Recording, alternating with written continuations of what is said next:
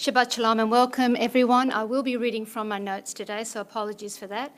This week we're taking a break from the Book of Acts, and because we have three major festivals, the Moedim coming up in the next 2 weeks, and as we've already said earlier, we will be studying each one as they come up so that we can participate in them and fully understand what the Lord is doing in our lives and why.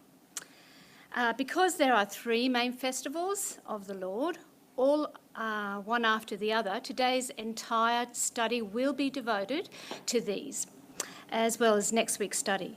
There's just so much relevant information in both of the major and the minor festivals that encompass this time. So, Shabbat Shalom, everyone. My name's Marie Matuzelski, and I am a member of Derech HaMashiach, and we are a Beit Midrash, a house of Messianic learning.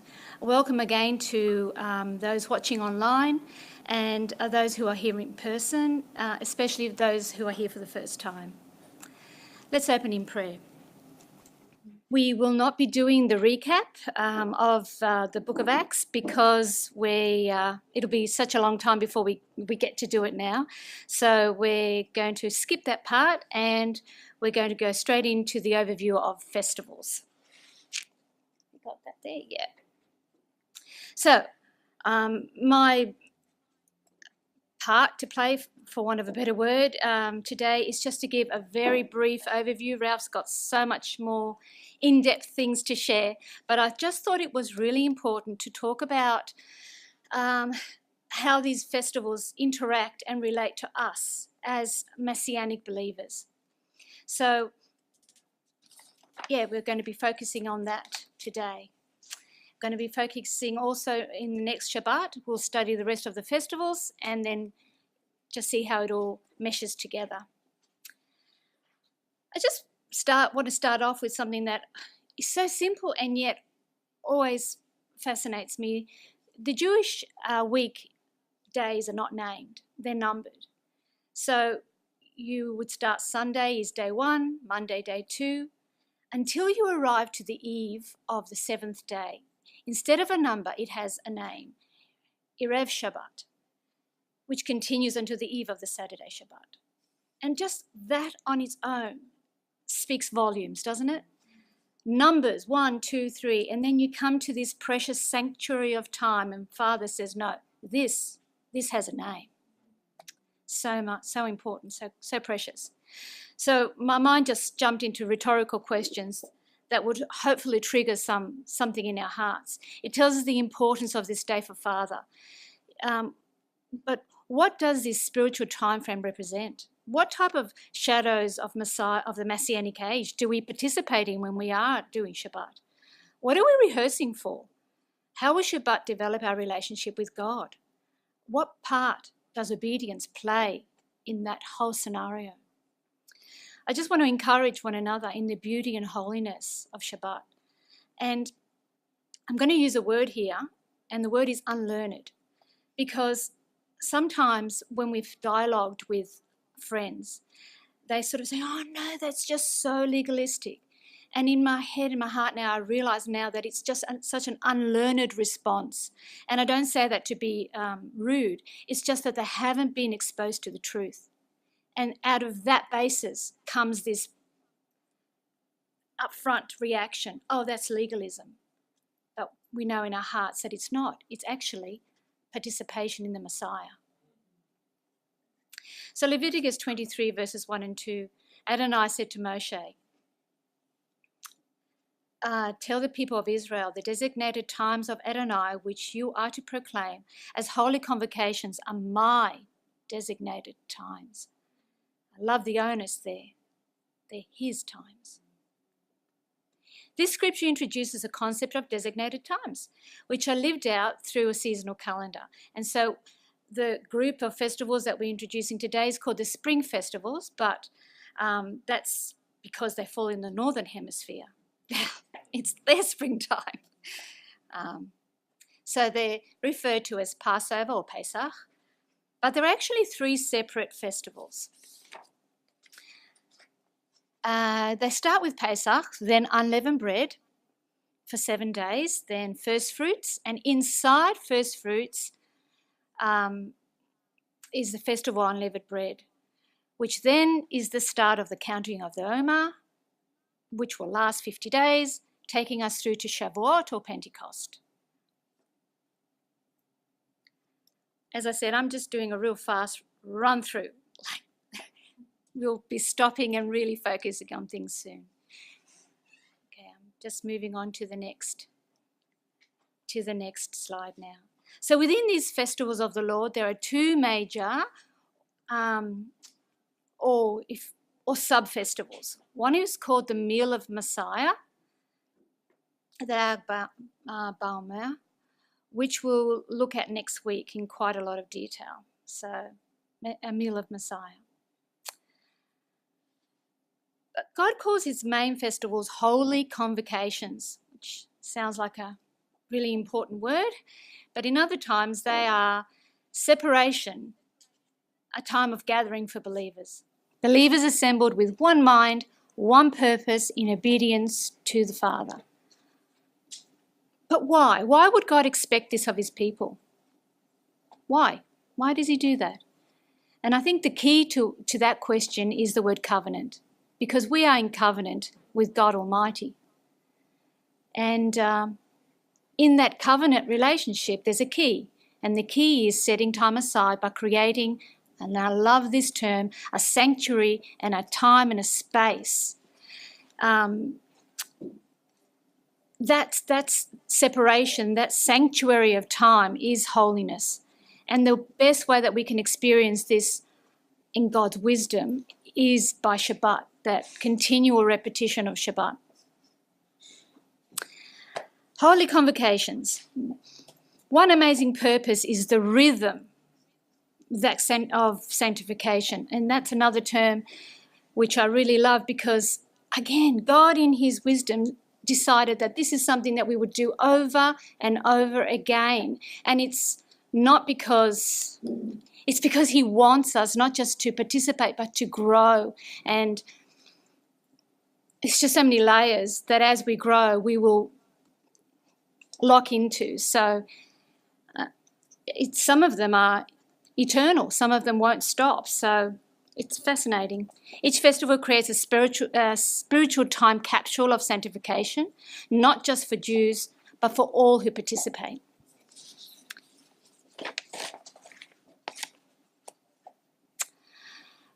One thing I really do appreciate, and I think Father had this in mind when he created these festivals, is not just showing a facet of who he is and how he thinks and of our Messiah, but it's relevant to us because we have opportunity to self-examine ourselves. So we can repent at times. Depending on the festival, you can repent and establish a deeper relationship with Father and with Yeshua, our Messiah. Hashem's ways are important because they're a glimpse into his thinking. And I just want to put a full stop there almost. It's his thinking. We didn't come up with it. As we will see in the scriptures, he says, tell your people, to Moses, tell them, this is what I want. This is my way of thinking.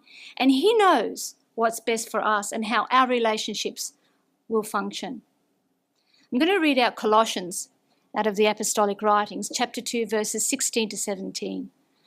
It says, so don't let anyone pass judgment on you in connection with eating or drinking or in regard to a Jewish festival or Shabbat. These are a shadow of things that are coming, but the body is of Messiah. And again, I'm going to use the word unlearned.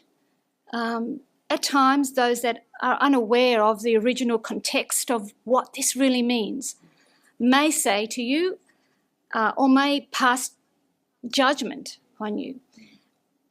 And so, Paul saying, whoever wrote this, saying, don't let this be the case. Let's understand the true meaning here. The passing of judgment does not mean that we have to give it a miss or not participate. It actually is the opposite. It's actually the opposite. What I appreciate most about the festivals is the prophetic picture of past, present and future events. That's really important to me. It helps to bring context. So Paul has encouraged the believers to participate in the holiness of Shabbat and the festivals and not to be concerned with what others may say. I think we're in agreement with that, yeah? They're a shadow of the millennial rule. We're participating in these festivals and we get a deeper understanding of our King. The day will come where King Yeshua will be ruling from Jerusalem and the temple will be rebuilt and it will house his Shekinah glory, and we will go there to worship and we will participate in the festivals there. So we're reminded of these holy sanctuaries of time and told that this is what it's like to be part of the body of Messiah. Not splintered groups on their own with their own agenda, but living a part of the living body of Messiah. Yeah? Okay, what have we got here? Another way to look at God's appointed times is around what he wants to establish in our lives. So typically the theme of God's festivals follow this thought pattern. How do we deal with sin in our lives? Who is doing it? And how do we respond to it? So for our glossary, soon in a minute, if you've got your glossary there, you can see there's 2 words there that you can write to your list. If we approach these appointed times with these 3 concepts in our hearts and minds, we'll grow much closer to God and Yeshua and to each other, yeah? Okay, so we've got matzah, which in the English is the unleavened flat bread. It's an open mem to start off with. A sadik and a hay.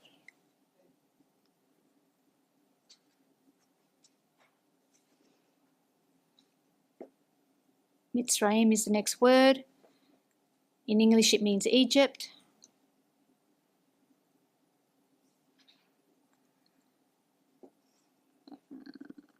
We've got the open mem, the sadik, the rosh, is that how you say it? Rish, and the yod and the closed mem. Okay. So, almost done here before Alf comes up and gives us some more depth to what we're doing with these festivals of the Lord. Pesach.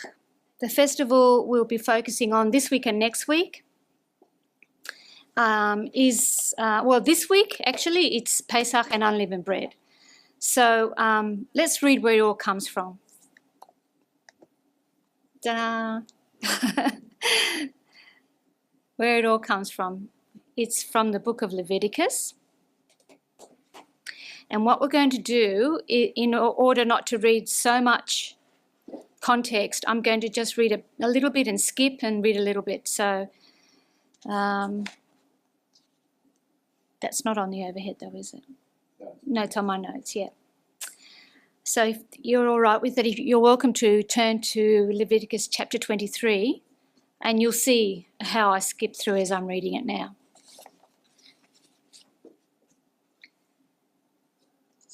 Just let everyone turn to Leviticus chapter 23. We can start at verse 2.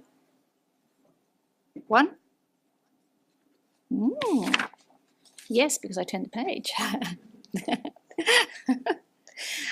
23 verse 1.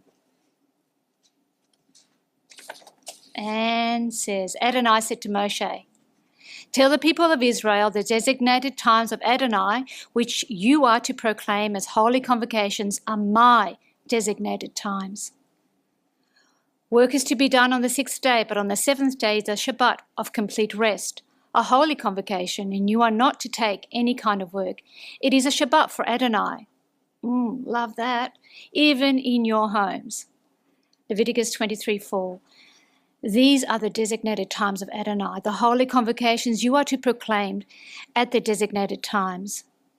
In the first month of the 4th day of the month, between sundown and complete darkness, comes Pesach for Adonai.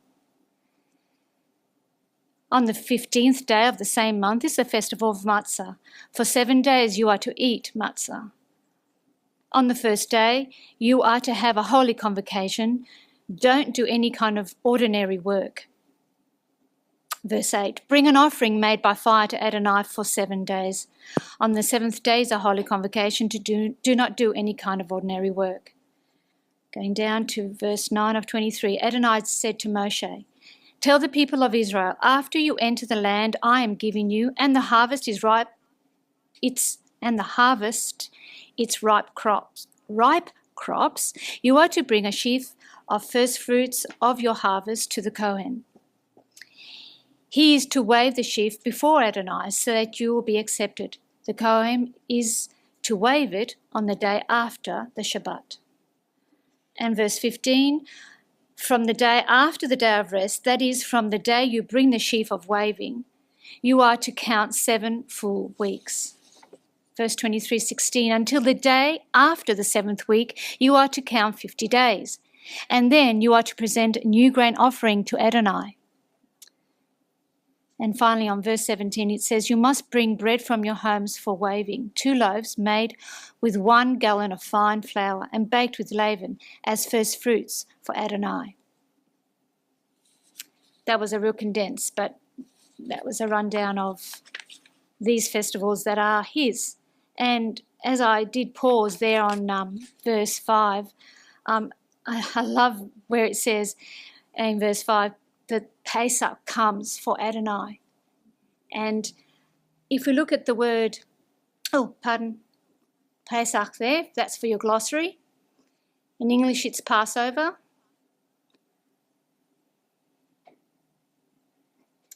We can see, just while you're writing that, I'll just continue to chat. You can see the word means much, as you can imagine. The word would mean a little bit more than just Passover in English. The main 2 concepts it represents, it is to cover or to protect. And then it also means to have compassion for. So when we read Pesach comes for Adonai, the picture of God being willing to cover, to have compassion for his people brings such more depth.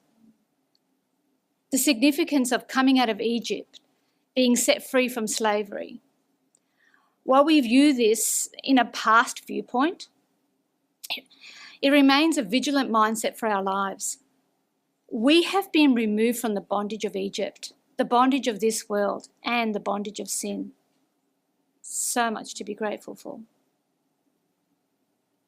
God would have Pesach over the house that had the blood on the doorpost, and therefore the inhabitants of the house, the firstborn of a person or animal, would be safe.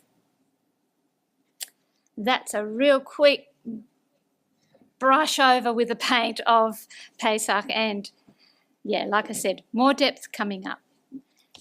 Very quickly now, the next one we're just going to look at is unleavened bread.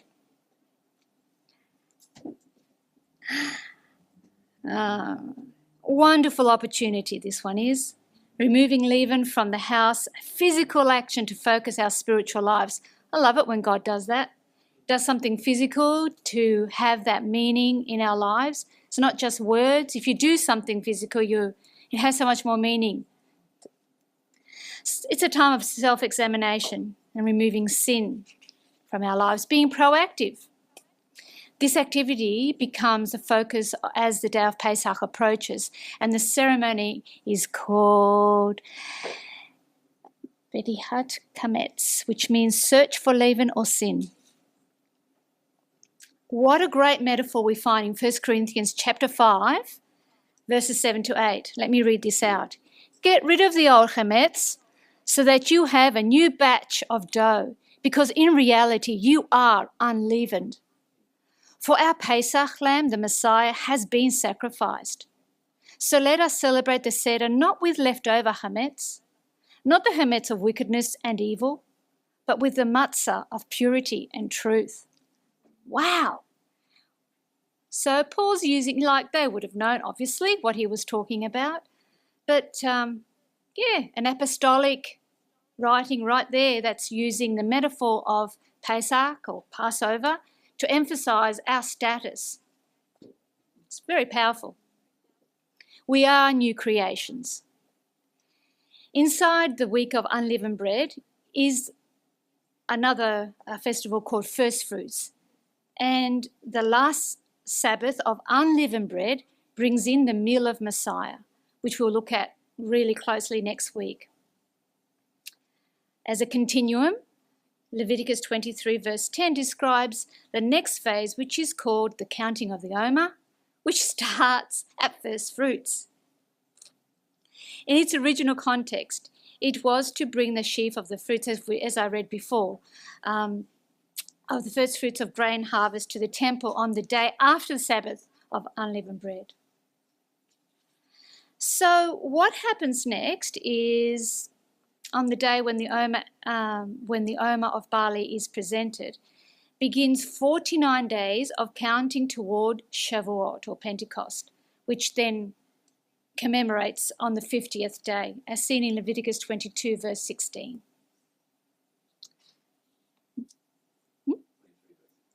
What did I say? Woo, 23:16. Apologies, everyone. The apostolic writings in 1 Corinthians chapter 15 verse 20 is another metaphor or another metaphoric picture of our future using the festival of first fruits. It reads like this: "But the fact is that Messiah has been raised from the dead, the first fruits of those who have died."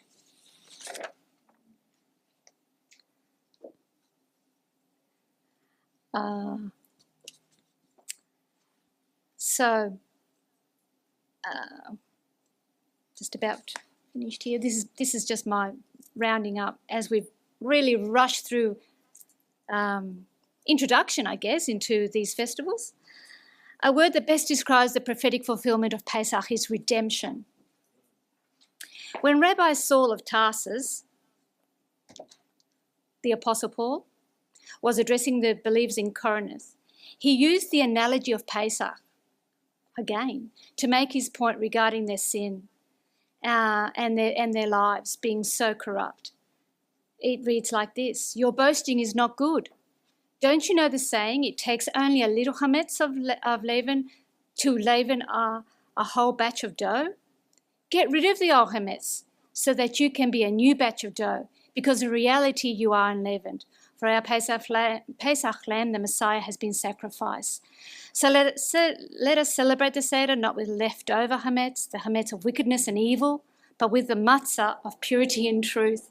It's a bit of a burn, isn't it? It's kind of saying, get it together. Yeah.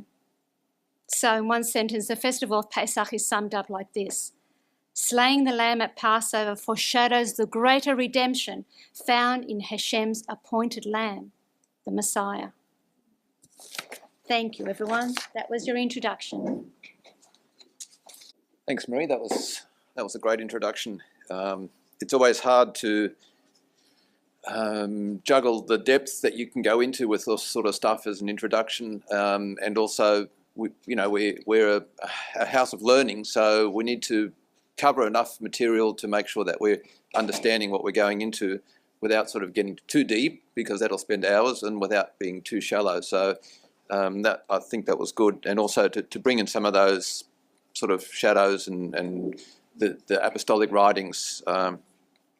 We're focusing this week on Pesach and unleavened bread, because that's sort of what's coming up to next Friday night, which is the 15th of Nisan, when we do celebrate the Pesach.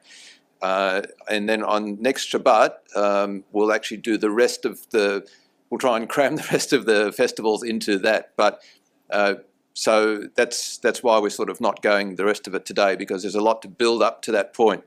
So let me take you through the process. No, I had it right after all. Of Pesach. And I can understand why people just call it Pesach as well, because there's so many little sub things within one or the other and all that. Sometimes it's just easy to say Pesach, and it covers the whole festival of unleavened bread, first fruits, etc., etc. So it was important to get that bit of an explanation of what it's all about, so we can get good context of what, when we look at the shadow of Yeshua, we can get that good context and understanding. So Pesach is the process that Israel had to go through to be saved from the angel of death as it passed through Mitzrayim, Egypt, I should say, killing every firstborn, human and animal. It was something that they had to then replay every year, or better rehearse every year at the same time. So we'll go through the process step by step, and you'll probably understand why this is important as we look at the shadows being fulfilled. So on the 10th of Nisan, the father would pick the lamb of the first year, and put it into the home. For the 4 days period that while the lamb was in the home, it would be inspected for any spot and blemish. They would look at the both physical and emotional aspects, make sure that the lamb was actually a willing lamb and not a rebellious lamb that wanted to run away from people.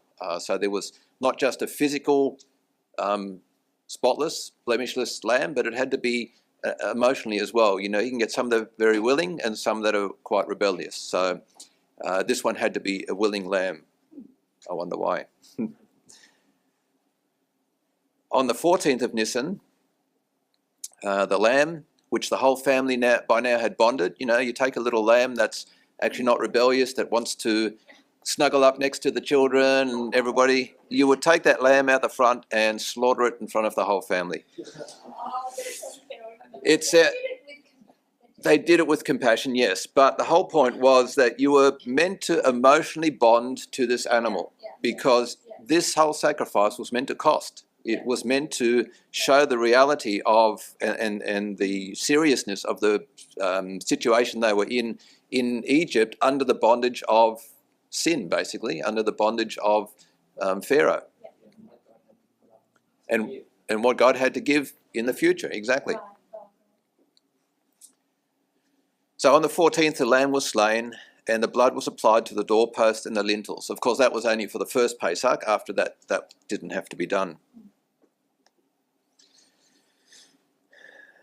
They would make sure that none of the bones were broken during this process, and also afterwards, when they were eating the lamb, the bones weren't allowed to be broken. While the lamb was in the house, there was a requirement to cleanse the home of leaven. So that's where the festival of unleavened bread sort of starts to overlap Pesach. During this 4-day period, there was nothing with leaven to be left in the home. Leaven typically represents sin, but it can also be a symbol of pride, because leaven is the thing that puffs up bread, and very much describes what pride does. It puffs us up. And pride and sin often go hand in hand, because pride often says, well, I don't have to do it God's way, I can do it my way because I know better. And that's a scary position to be in. So they had to remove the leaven from the house. The mother would typically be the one to do the house cleaning. But there was a bit of leaven left for the father to clean up as a symbolic act on the actual Pesach celebration. The father would take the children and search the whole house with a candle, and they would find the leaven that was left over by the mother. And the father would then take a feather, which represented the broom, and a wooden spoon to sweep the leaven into the wooden spoon. They would take it outside and they would burn it. And so that was the process, the symbolic process. And the whole point was the feather, how the tines of a feather are actually stuck together. That's a sort of saying, the birds of a feather are stuck together. But the tines of a feather are all, there's no gap between them. If you have a perfect feather, they're all stuck together. And that's meant to represent a broom that doesn't leave anything behind. So it's meant to fully clean everything. There's nothing left behind from that type of broom. No gaps, nothing missing. So then the father would proclaim, I now pronounce my home free of leaven. May that which we have not found be null and void. he would then go through some prayers and blessings and then ask God that he would make his home kosher for Pesach. During the second temple period, the lambs would be slain between 3 and 6 p.m. in the afternoon. It took that long because it was estimated there was about 2,560,500 lambs to be slaughtered at that time of Yeshua's time. So it was a long process, so they had to start at 3 to be finished by 6, because at sundown the lamb was meant to be eaten. So yeah, first of all, it was cooked on a spit that was in the shape of a cross, and the lamb was to be eaten after sundown. Between sundown and complete darkness. So after 6, which is classed as sundown. So it will be slaughtered on the 14th of Nisan and then eaten on the 15th of Nisan. That was the celebration. And it was to be eaten with matzah, unleavened bread, as the 15th of Nisan started the festival of unleavened bread. So that's a bit of a rundown as to the process they had to go through, and most of what they still go through today in, well, if we had a temple, was what we're going through today, but symbolically some of those things that we go through today. So in order to look at the shadows and types, we actually need to start way back in Daniel's time, believe it or not.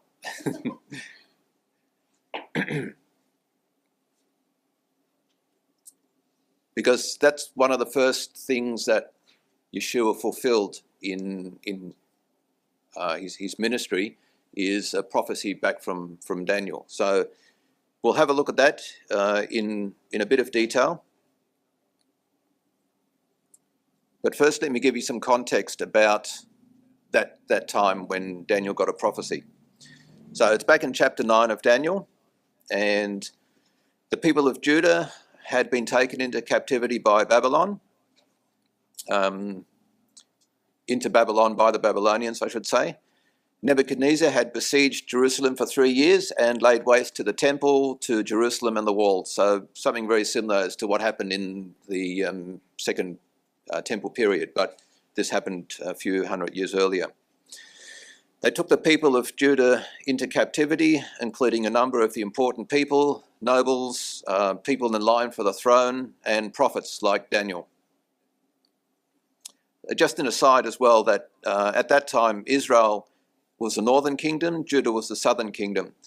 Israel had already been taken captive into Assyria, and those that hadn't been taken into captivity from Israel had actually gone down to Judah. So a lot of the Jews that were not taken captive had gone down to Judah, and then when Babylonia took captive of the southern tribes, they actually took captive of Judah and the rest of whatever Israel was left in that representation. The other thing also, that the Babylonian kingdom now included the Assyrian kingdom. So everybody who was taken into exile into Syria from the northern tribe was also now in exile under Babylon, so under the Babylonians. So basically the Babylonians had all the 12 tribes under their exile. And for the Jews, both Israel and Judah, this type of exile was very much just like the thing they experienced in Egypt. A very similar type of thing. They were slaves to the Babylonians, they were captives, and they were away from their homeland. So Daniel was praying when an angel appeared to him and said that his prayers would be answered, and he also gave him a date and a time frame that would relate to a promised one of Israel to appear. So let's have a quick look at that in Daniel chapter 9, verse 24 to 27. I'll read it just to save a bit of time, but you can look at it for yourself if you want to. 70 weeks have been decreed for your people and for your holy city, for putting an end to the transgression, for making an end of sin, for forgiving iniquity, for bringing in everlasting justice, for setting the seal on vision and prophet, and for anointing the especially holy place. Know therefore and discern that 7 weeks of years will elapse between the issuing of the decree to restore and rebuild Jerusalem until an anointed prince comes. It will remain built for 62 weeks of years, with open spaces and moats, but these will be troubled times. Then, after the 62 weeks, Mashiach will be cut off and have nothing. The people of the prince yet to come will destroy the city and sanctuary, but his end will come with a flood, and desolations are decreed until the war is over.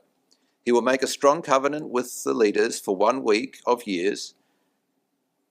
For half a week he will put a stop to the sacrifices and the grain offerings. On the wing of detestable things, the desolator will come and continue until the already decreed destruction is poured out on the desolator. So I'm not going to look at the second half of that, because that's our typical end times prophecy, the last 7 weeks, 3.5 years, all that sort of stuff. So I'm going to look at the first half of it, the first section of years. So we understand that in Daniel, God is using the haptetic structure to inform his prophet about things to come. A week is 7 years in that language. So Daniel is told that there will be a day when the Jewish people will be able to go back into the land and rebuild the walls of Jerusalem, and that will be when this decree is given. Israel will be able to count off a certain number of years, and then the anointed one, the Mashiach, will appear, and then he'll be cut off.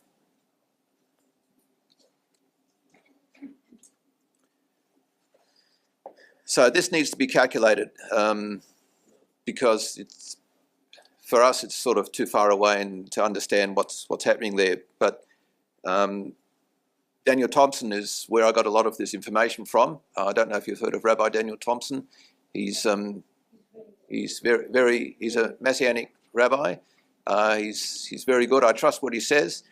Although I'll put a disclaimer to that right at the end of what I'm talking about. So just be patient with me. So this is not based on the Gregorian calendar as we know it today. It's actually based on the Hebrew calendar. So the Hebrew calendar, or the Hebrew year, has 354 days plus a month every leap year.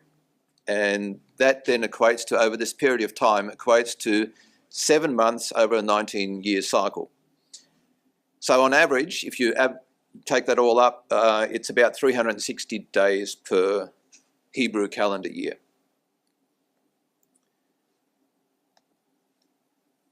So the 70 years, when we saw in Daniel, are divided up into 3 different periods. During the first time period, the 49 years, which is 7 times 7 weeks, or 7 times 7 years, Jerusalem will be built again with streets, moats, even into tumultuous times.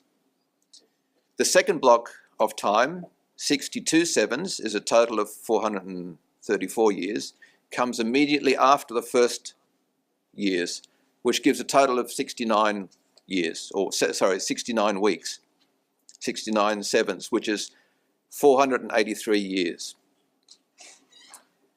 And that's 483 years from the time that the decree was given to rebuild the wall to when what? When Messiah comes and he will be cut off. The promised one comes and he'll be cut off.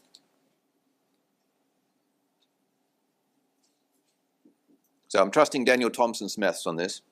I haven't checked it. So in the Hebrew, to cut off, that's pretty obvious. That means to kill or to be killed. And in this context, it would mean to, it would mean to be executed as a death penalty. The Hebrew context of shall have nothing can mean a couple of things. The first thing, it can mean nothingness, which emphasizes the state of death that the Messiah would go through. He would be nothing after dying. But it also could mean, but not for himself. So when it says he'll be cut off, it means he will be cut off, killed, and having nothing means he'll be killed but not for himself. So we see already a prophetic picture there coming up. The latter meaning, to be cut off but not for himself, makes a lot more sense than just nothingness or death, if you take it in the context of the other prophets, what they say about Messiah's death, Isaiah 53, 1-12. So in all of this, there's a second date that talks about the return, and we'll leave that till next week. We'll finish off on the return because it takes away from what we're looking at today in terms of Messiah. But it's an interesting way how that's been worked out, and an interesting date that actually comes up with. So we know from Nehemiah chapter 2 verse 1, we know the day, the month and the year that the decree went out. It says, in the month of Nisan, in the 12th year of Artaxerxes the king, it happened that I took wine and brought it to the king. And then the rest of the story goes on that the king saw how sad he was and basically said, look, why don't you go back and rebuild your wall? So we know that 173,880 days, which is the number that came up with from the number of years. The years, 69 weeks worked out at 173,880 days.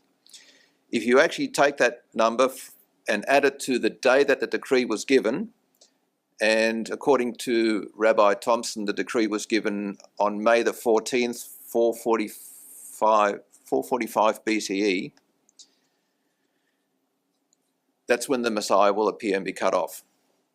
So I'll stop there because I won't actually give you that final day yet. We'll just have a look at Messiah, Yeshua's ministry quickly. So when Yeshua was in his 3-year ministry, a number of times his disciples or others would come up to him and try and proclaim him as king, because he did miracles for them, he fed the thousands, and they wanted to make Yeshua king.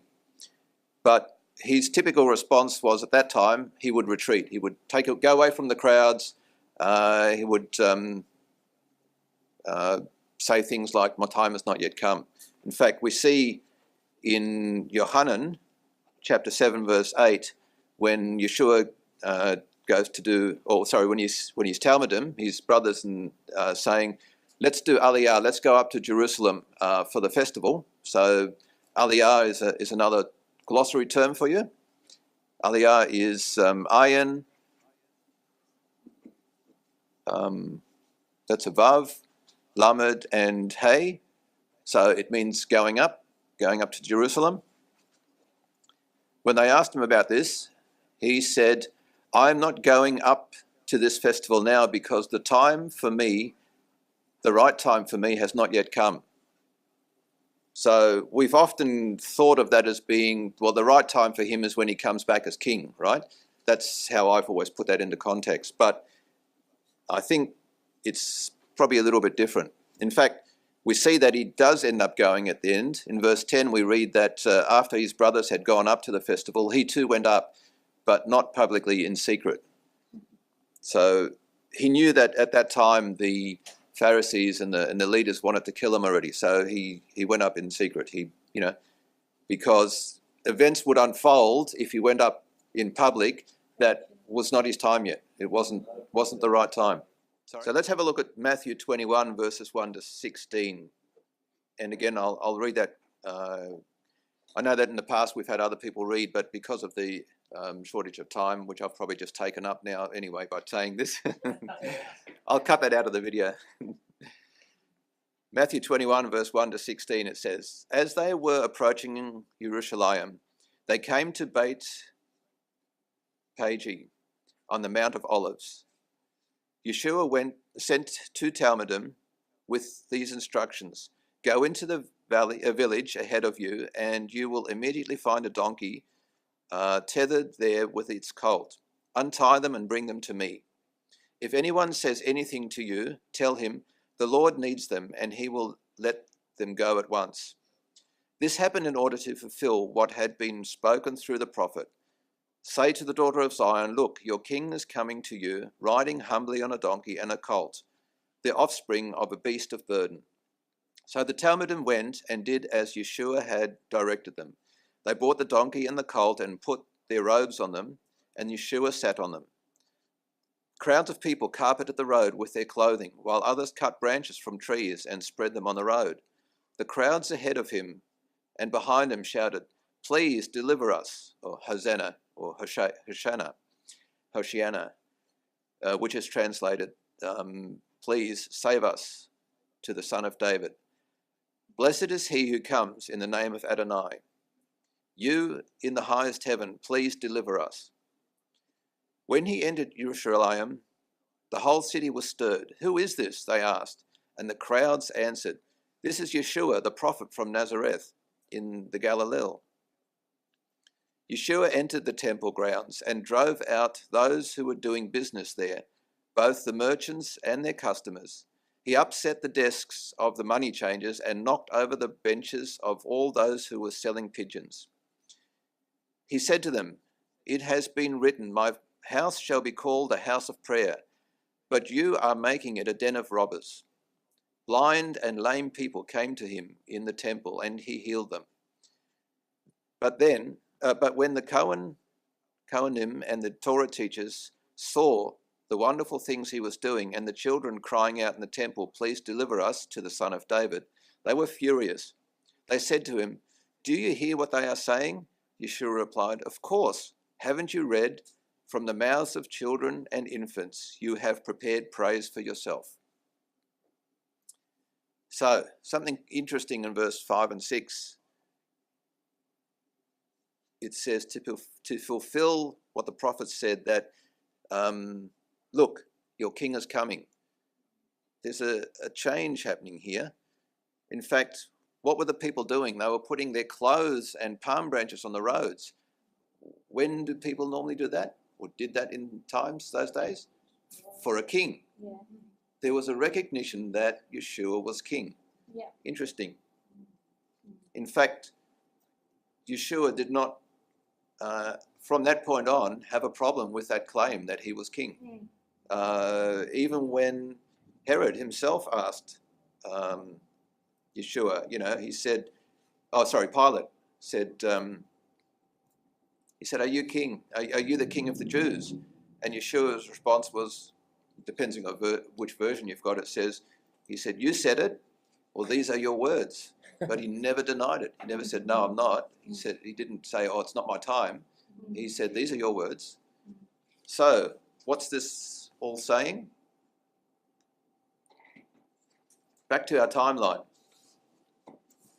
If you take May 14, 445 BCE, and add your 173,880 days, which is calculated for the 62 weeks plus the 7 weeks, we come to a date, April the 6th, 32 CE.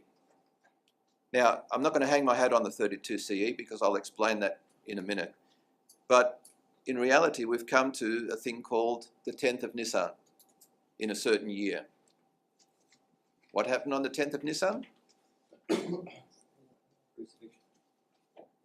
10th of Nisan was when the lamb was brought into the family to be inspected. That's when Yeshua entered Jerusalem, on the 10th of Nisan. Such detail. We call it the triumphal entry because he actually came in as the king. He was revealed as king, the first time that he actually accepted that proclamation. I was just thinking about how when they killed Simon Peter, they were still saying that bond you're talking about was so strong they had for Yeshua that they were still saying Hoshiana, Yeah, Son exactly. of David. It just was, Yeah.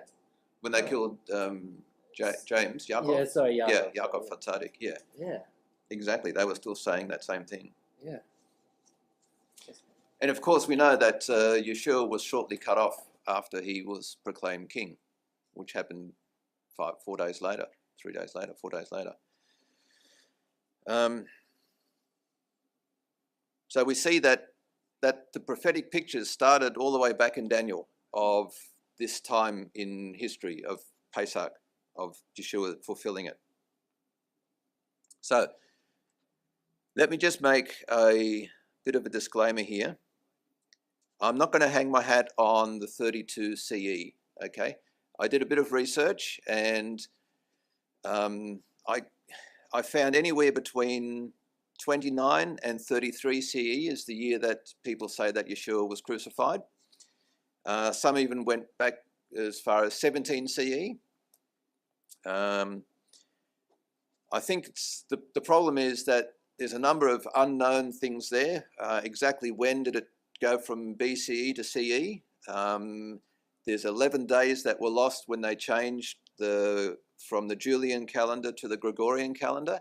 So I've looked at a number of programs that you can look back in time from today, and even the programs tell me different days for different years. The one thing we do know, though, is because he rose again on the first day of the week, which would have had to been Nisan 17. The entry was the 10th of Nisan, which was the Sunday before. So we know that the 14th of Nisan had to be the 15th of Nisan had to be a full moon, because that was halfway through the month. So from those facts, we could try and go back and use some programs, but they all give us different days. I couldn't find one or two that actually aligned to give me the same day. So if you want to argue the point that it wasn't 32 CE, I'll go, okay, I give in. I'm not sure what year it was, but we know that it was the 10th of Nisan that he actually entered Jerusalem. Said that's the same day that the lamb was brought into the family to be inspected. So what else happened during this 4-day period? As Yeshua walked around Jerusalem, he was warmly embraced by everyone, just like the lamb was warmly embraced. One of his first acts that he did, what did he go? He went to the temple. He cleaned out the money changers, right? He got rid of the schmutz.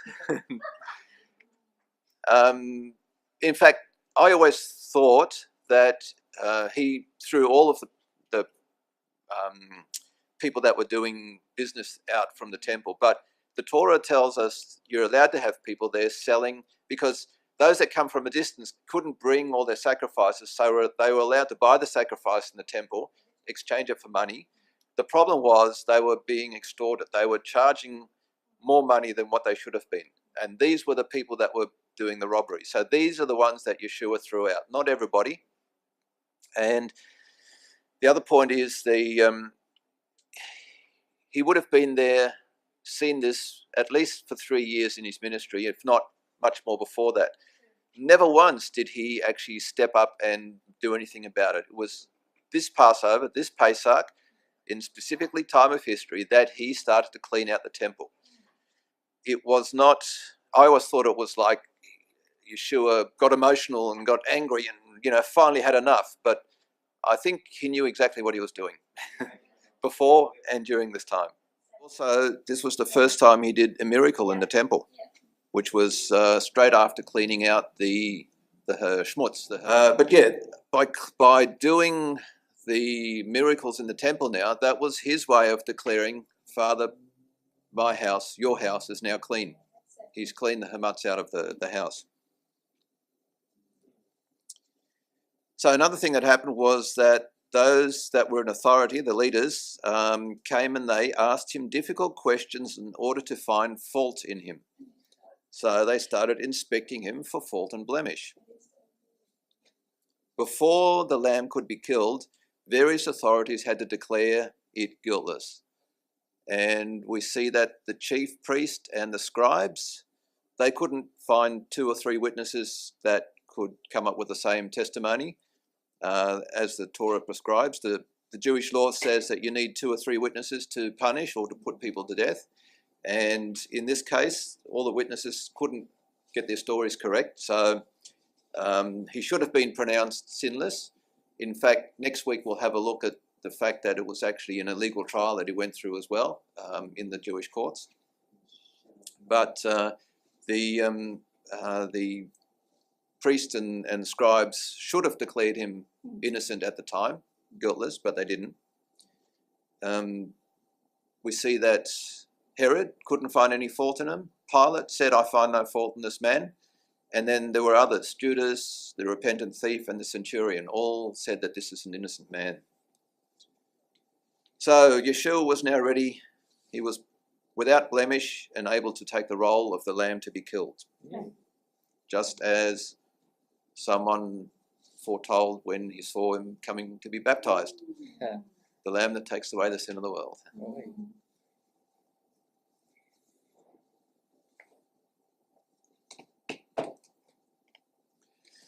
So we did skip a step going to the trial part, and we'll just come back and have a look at that now, or going to the trial part. We'll have a look at the Last Supper, or I think it's probably better called the Last Pesach Seder that Yeshua went through, than the Last Supper. We'll finish off on that today, because that's the next thing we will celebrate when we come together.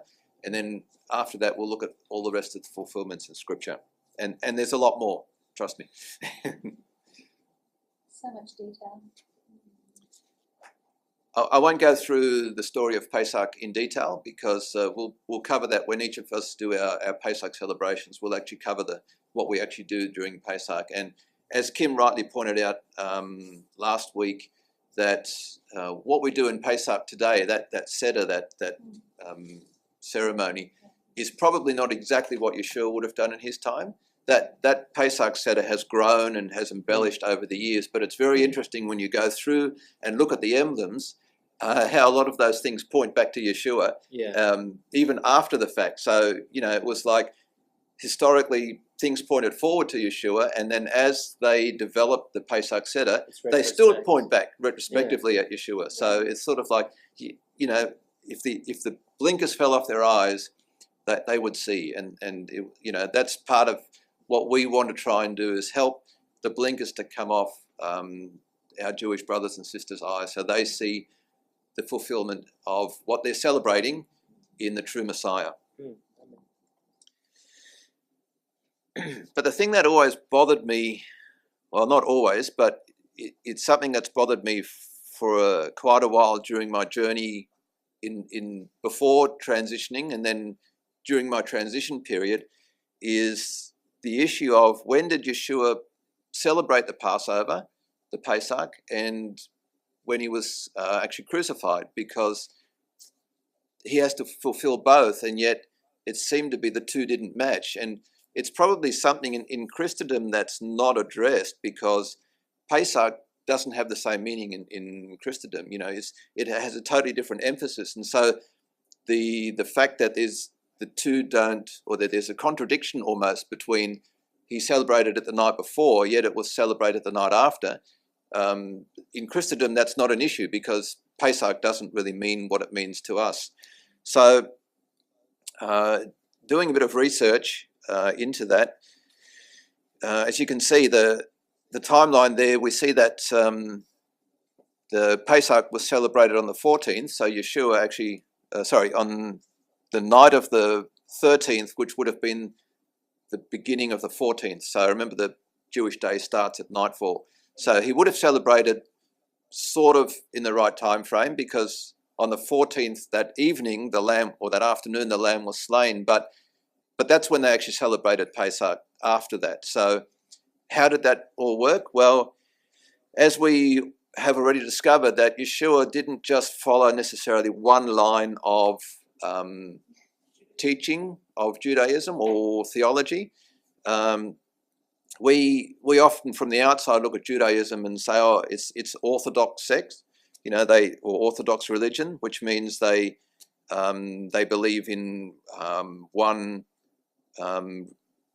have one belief or one philosophy that they go by. But it's probably, as Ryan's pointed out, it's probably better to call it orthopraxis, which means they may have slightly differing beliefs, but they still practice the same thing.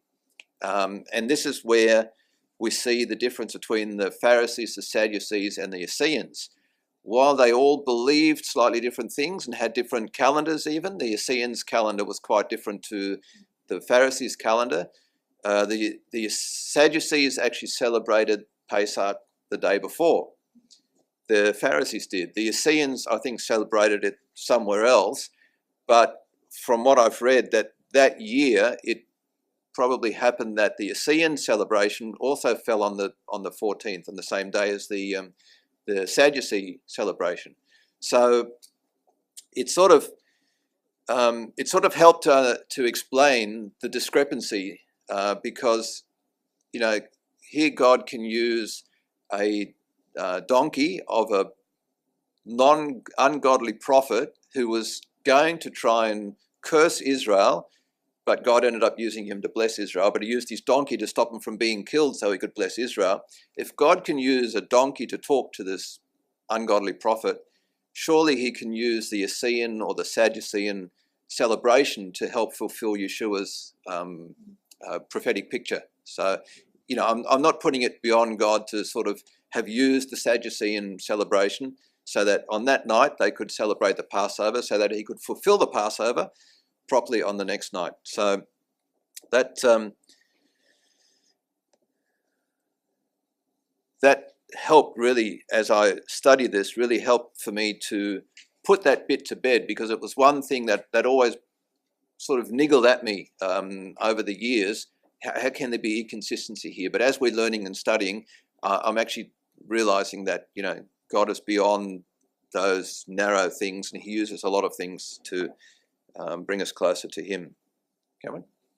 To add to your point, I've heard also that when Yeshua said to Judas Iscariot, "Go do what you need to do," a lot of the disciples thought he was going to, because he was in charge of the money, to go buy something to prepare for the coming feast. So if it was that evening and it was there wouldn't be any places to buy stuff, it was a high Shabbat. So. Yeah, exactly. If it was the Pharisees, right? Yeah. In fact, the Pharisees, that was the one reason they didn't want to go into the Roman Praetorium, because they didn't want to be contaminated for that night's Pesach celebration. So, in John, I think Yohanan 18:28, it says that they didn't go in because they didn't want to be contaminated for that night's celebration. So, you had to have celebrated the night before, and the true Pesach, Pharisee Pesach, was the night after. That's the end of this week's study. Next week we'll have a look at a number of other fulfillments. Again, the death on the cross, unleavened bread, first fruits, how all of those things continue to fulfill the picture of Yeshua. Well, we'll close in prayer, and then we will have a cup of coffee. So I'll say goodbye to the people on video. Goodbye, everyone online, and hopefully we'll catch up with you next week. Shabbat Shalom.